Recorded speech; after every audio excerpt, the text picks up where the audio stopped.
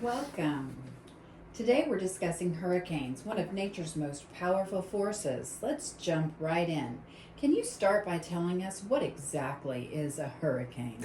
Absolutely. A hurricane is a large, powerful tropical storm with sustained winds of at least 74 miles per hour. These storms form over warm ocean waters and can cause massive destruction when they make landfall. Fascinating. I've heard different terms like typhoon and cyclone used in other parts of the world. Are these the same as hurricanes? Yes, they are. The only difference is location.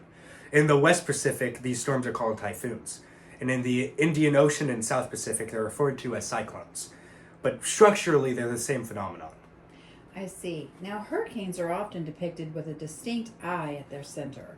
What exactly is the eye of a hurricane? It's a great question. The eye of a hurricane is the calm center of a storm.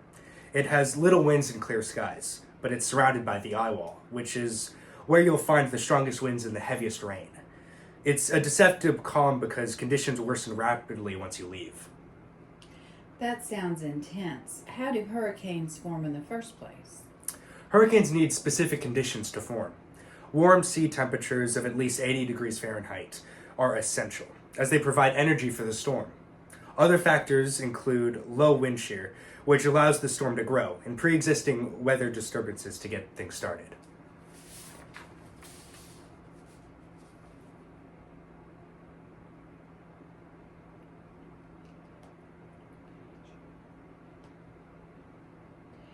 Interesting.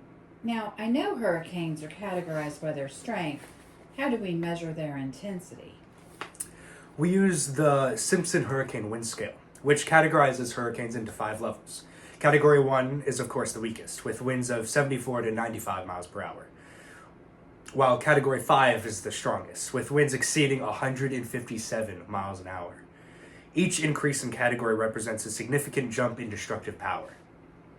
I've heard that storm surge is one of the deadliest parts of a hurricane. Can you explain what storm surge is? Absolutely. A storm surge is a sudden rise in the seawater level, caused by the hurricane's strong winds and the low atmospheric pressure. It can flood coastal areas and destroy buildings and wash away roads. It's often the deadliest part of a hurricane.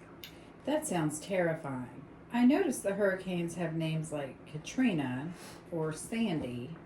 How are hurricanes named? The World Meteorological Organization maintains a list of names for hurricanes. Each year they cycle through a predetermined list of the names in alphabetical order. If a hurricane is particularly deadly or costly, its name is retired from the list and not used again. That's why you won't see names like Katrina used again. That's interesting. When it's hurricane season and when is hurricane season and is there a time of year when hurricanes are most active? Yes, hurricane season is in the Atlantic runs from June 1st to November 30th, with peak activity around September. In the Pacific, however, it starts a bit earlier, from May 15th to November 30th. Most hurricanes form during the warmest part of the year, when ocean temperatures are at their highest. It's incredible how much power these storms have. Just how much energy can a hurricane produce? A powerful hurricane can release as much energy in a single day as an entire world's electricity consumption in a year. This energy comes from the heat of the ocean, which powers the storm's winds, rain, and waves. That's a lot of energy. With climate change being such a hot topic, how is climate change affecting hurricanes? Climate change is making hurricanes stronger and more frequent. Warming oceans provide more energy for the storms, and rising sea levels make the storm surges more destructive. As a result, we're seeing an increase in the number of the categories from 4 to 5 hurricanes. Thank you for these insights. Hurricanes are certainly fascinating, but also incredibly dangerous. Do you have any final advice for people living in hurricane-prone areas? Yes, pre-preparedness is key. Stay informed during hurricane season and follow the evacuation orders. And have an emergency plan just in case and supply is ready. It's better to be safe than sorry. Thank you.